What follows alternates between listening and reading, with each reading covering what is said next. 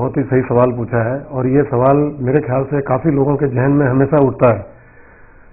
सबसे पहली बात मैं आपसे ये बताना चाहूँगा कि जो वास्तु है वो वास्तु हमेशा वातावरण का ध्यान रखता है और वातावरण की दृष्टि से ही पूरे वास्तुशास्त्र की जो रचना हुई है वो वातावरण की दृष्टि से ही हुई है। वातावरण का मतलब क्या है? वातावरण का मतलब ये है कि व्यक्ति, आज का जो भौतिक व्यक्ति है, प्राकृतिक ऊर्जाओं से वंचित है।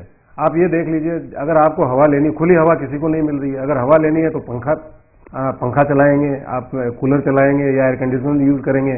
लाइट के लिए आप देखिए जनरेटर है, इन्वर्टर है, ये सारी आर्टिफिशियल लाइट्स यूज होती है। हर व्यक्ति ऐसी जगह फंसा हुआ है, ऐसी जगह बैठा है जहां पे प्राकृतिक ऊर्जाओं का कहीं भी किसी भी तरीके से उनके पास आने का कोई भी साधन नहीं है। तो ये अपने आप के अंदर एक बहुत ही वास्तु के दृष्टिकोण से ये सही नहीं है।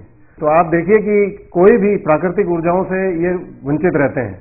तो वास्तुशास्त्र का सबसे बड़ा रोल ये है कि इन ऊर्जाओं से वंचित व्यक्तियों के घरों और कारखानों के अंदर एक वास्तुशास्त्री उचित तरीके से उन ऊर्जाओं का प्रावधान कैसे कर सकता है, उनकी दिशा निर्देश करके और उनको सही परिणाम उनके लाए जा सकते हैं। तो मेरा कहने का मतलब ये है आपसे कि जब भी प्राकृतिक ऊर्जाओं का कहीं भी आपने देखा कि प्राकृतिक ऊर्जाएं जहां नहीं होती है, उस वातावरण के अंदर वास्तु दोष हमेशा रहता है। तो आपने जो पूछा है कि ग्राउंड फ्लोर वाले बिल्कुल ठीक है, फर्स्ट फ्लोर वालों को कोई तकलीफ है, सेकंड फ्लोर वाले ठीक ठाक हैं, तो ये सबसे बड़ी बात है कि किस तरह से प्राकृतिक ऊर्जाओं का समन्वय एक घर के अंदर किया जाता है और उन ऊर्जाओं के कारण ही व्यक्ति सुखी एवं समृद्ध बनता है। जी, आपका जो सवाल था कि ऐसा क्यों है, ऐसा ये वास्तुशास्त्र इसका जवाब नहीं दे पाएगा। इसका जवाब देगा ज्योतिष, क्योंकि ज्योतिष वातावरण के अलावा काल की भी गणना करता है। जी, वास्तुशास्त्र कभी भी काल की गणना नहीं करता है।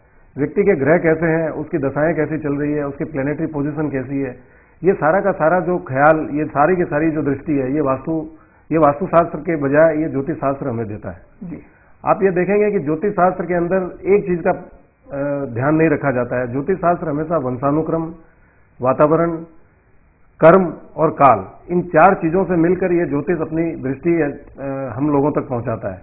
वंशानुक्रम का मतलब ये है कि व्यक्ति किस वंश में पैदा हुआ है, किस जगह पैदा हुआ है, गरीब के घर में पैदा हुआ है या अमीर के घर में पैदा हुआ है, यही उसकी दिशा निर्देश तय करते हैं।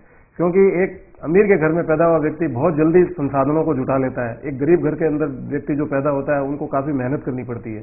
उसी तरह आप देखिए वातावरण किस तरह के वातावरण में है, वो अच्छे वातावरण में है या बुरे वातावरण के अंदर है, व्यक्ति की ये सारी चीजें बहुत ही उसके जीवन के अंदर ये सारी चीजें बहुत मायने रखती है।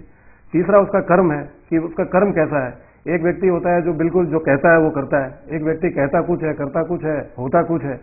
तो उस कर्म के कारण ही उसको ये सारी समस्याओं को भोगना पड़ता है। और सबसे बड़ी चीज है काल।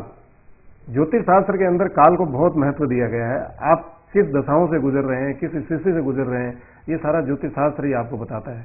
वास्तुशास्त्र के अंदर एक सबसे बड़ी चीज है कि अगर वास्तु के नियमों के अनुरूप अगर आपने अपने घर के अंदर सुधार किया है तो निश्चित आपको फायदा मिलेगा। और साथ ही साथ उस ग्रह दशा, बाई चांस अगर ग्रह दशा भी आपकी अच्छी जा रही है तो ये समझिए वो परिणाम आपको आकस्मिक बहुत ज्यादा